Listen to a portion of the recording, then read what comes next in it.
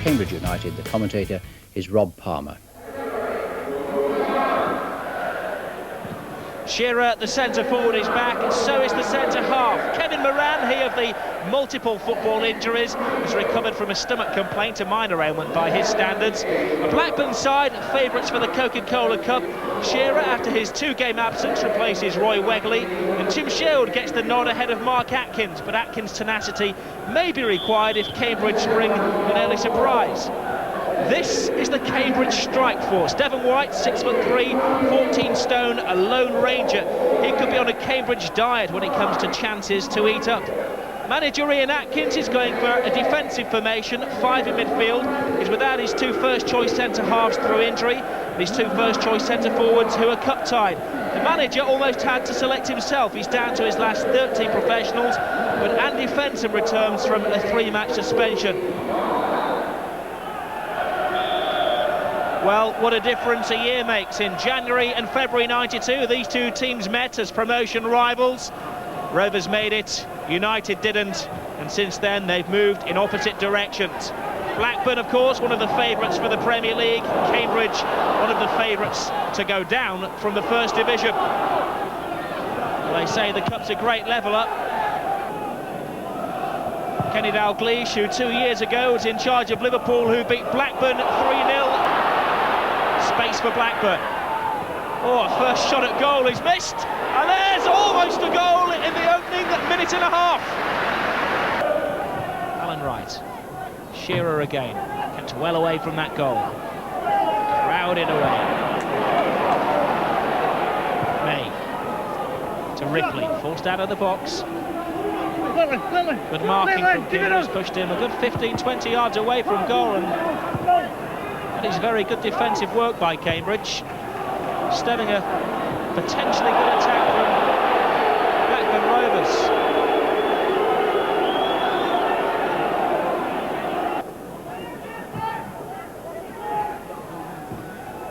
Will's little header. Oh, it drops! And the head of Alan Shearer will drop as well. He's certainly not happy with his effort there. Again, he turns so quickly, doesn't he? The defender decided to hang off in that time.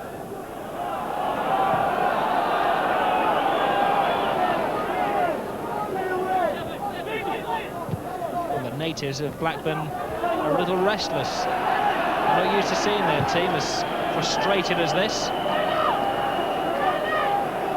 To make things worse, the star centre-forward is down in the opponent's half.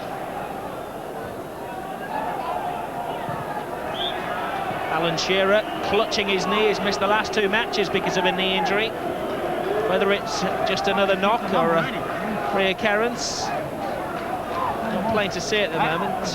Challenge from behind by Danny O'Shea causing it. Didn't seem to be in that much pain, but it could just be a precaution. Well, he looks worried. Then again, he always does.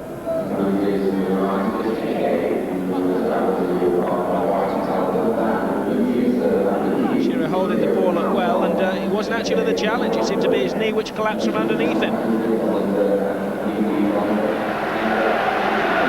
Alan Shearer's comeback lasted just 30 minutes. A recurrence of the knee injury, and Roy Wegley, his deputy of the last 2 matches, comes on.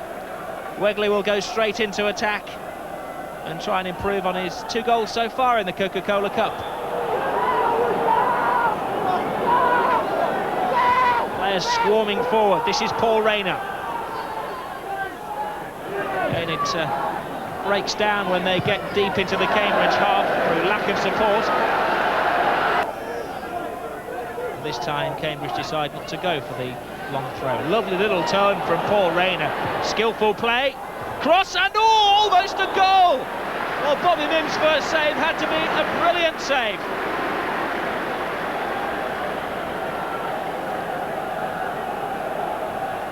All started with great play from Paul Rayner. The header was a good one, and Mims just gets a touch to the header of Gary Rowett. Highly rated player, Rowett. He's the man who scored the goal which brought Cambridge United here. May. Wegley off his man. Nice turn from Wegley. Shows what he can do. Ripley's cross forward, stays. Back to Ripley. Can he do it a second time? Again, a right foot cross and Vaughan has to tip it. It's still in play, and that is a terrible miss for a player of the quality of Mike Newell.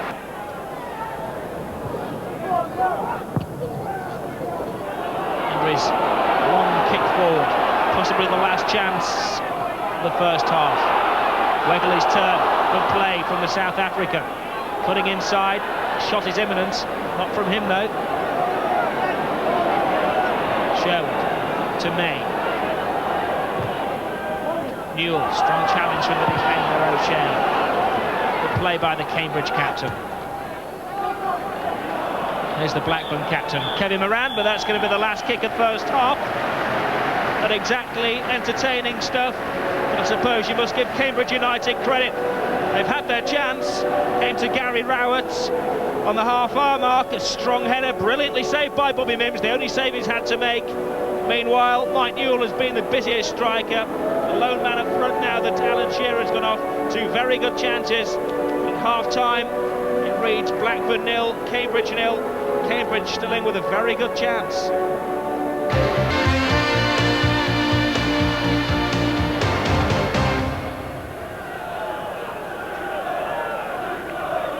Well, could it be another case of Cambridge, the cup fighters, FA Cup quarter-finalists in 1990 and 1991, showing the same old spirit in the Coca-Cola Cup. Kenny Dalglish has brought that Liverpool feature to Blackburn Rovers. They do have a habit of scoring late goals. They scored quite a few late goals in this competition as well, Blackburn. 85th minute at Huddersfield, 107th minute at home to Huddersfield Town. 84th minute against Watford. Andrew, at that stage, he did make it 6-1.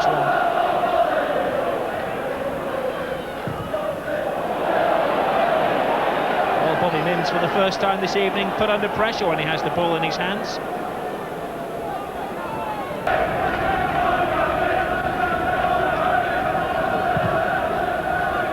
Not a good kick by Mims. Somehow wheedles its way through to Ripley, a suspicion of handball. Ball to hand rather than hand to ball. The referee speak.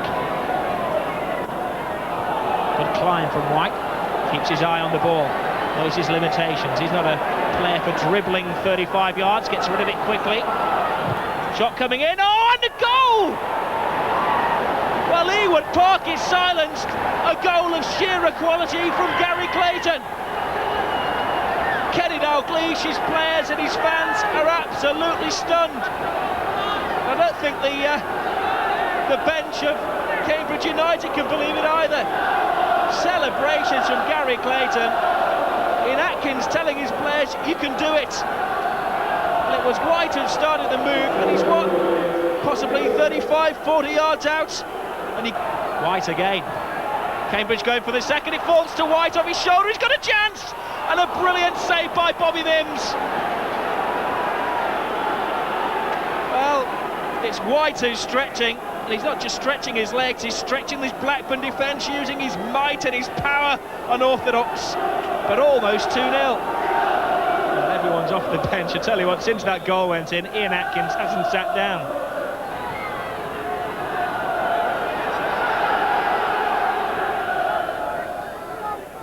Mike Newell. Cowans beat to the ball, strong challenge from Clayton, the scorer.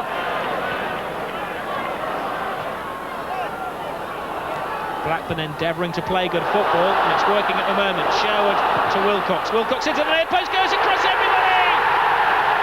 And in at the far post was Mike Newell. Well, certainly a contrast in styles. Excellent football from Blackburn Rovers. All one-touch stuff.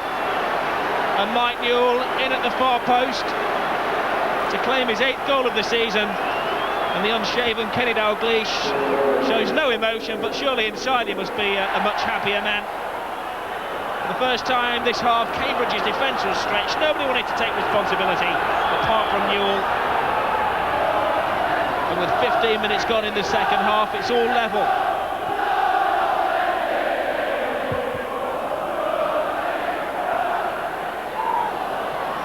Again.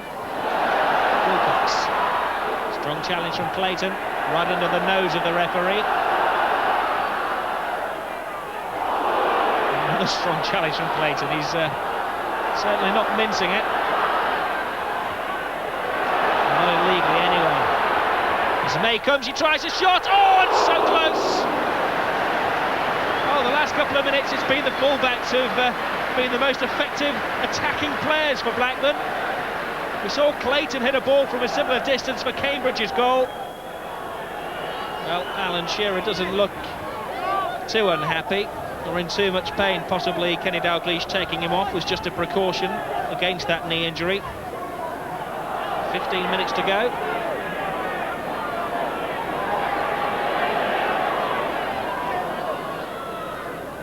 Tim Sherwood to Wegley. May. Sherwood again.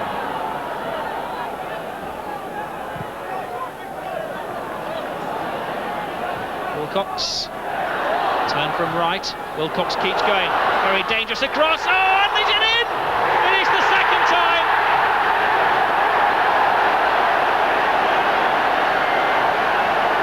Mike Newell thought he got a carbon copy of the first goal, but the ball again went through defenders' legs and to the far post.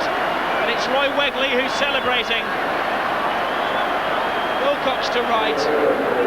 Cambridge keeping the defence on the 18-yard box to 1, 2, 3, 4 sets of players, and Wegley arrives and celebrates.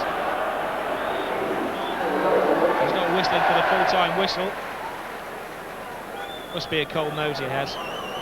Must have left his handkerchief at home.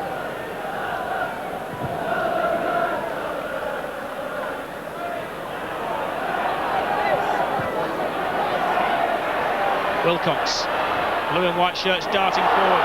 One of those is Newell, steadies himself, takes it inside, and a mark of a great striker. Alan Shearer would have been proud of that one. With less than 2 minutes to go,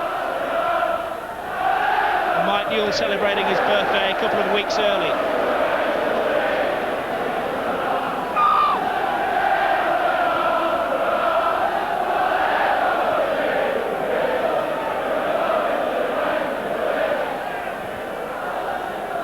Still, Cambridge go forward, looking for what would now be a consolation. A minute plus injury time left.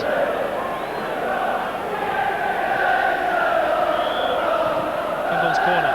Mims pushes, doesn't get there, and a goal for Cambridge United. Oh, they have less than a minute to equalise it. The centre-back joining the attack. I think it was Danny O'Shea that got the header to the ball. Corner was taken. In fact, it was his central defensive partner, Mick Heathcote, coming through everybody in a perfect header. Later, the referee makes the night for the Blackburn fans. They've had some scary moments, blowing for full time, and still the commitment from the Cambridge players at full time. Gary Clayton, who started off the scoring with the first goal, an angry man. But maybe his anger at the results rather than the player. Mike Newell will be 28 at the end of the month, celebrates with 2 goals. Great finishing from him in the absence of Alan Shearer. Well, Blackburn, for the first time since the early 60s, go into the semi-finals of the Coca-Cola Cup and obviously remain as favourites. 3-2 here at Ewood Park. Well,